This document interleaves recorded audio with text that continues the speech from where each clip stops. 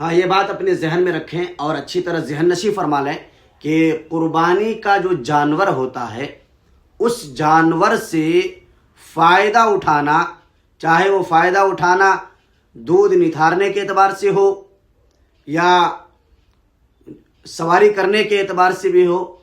کسی بھی اعتبار سے قربانی کے جانور سے فائدہ اٹھانا، فائدہ حاصل کرنا یہ جائز اور درست نہیں ہے۔ جب آپ نے جانور کو اللہ کے راستے میں قربانی دینے کی نیت کر لی تو اب وہ جانور خالص اللہ کے لیے ہو گیا۔ اب اس جانور سے فائدہ اٹھانا، اس سے دودھ نتھارنا یا سواری کرنا یا کچھ جو ہے اس کے اوپر ڈالنا، یہ تمام چیزیں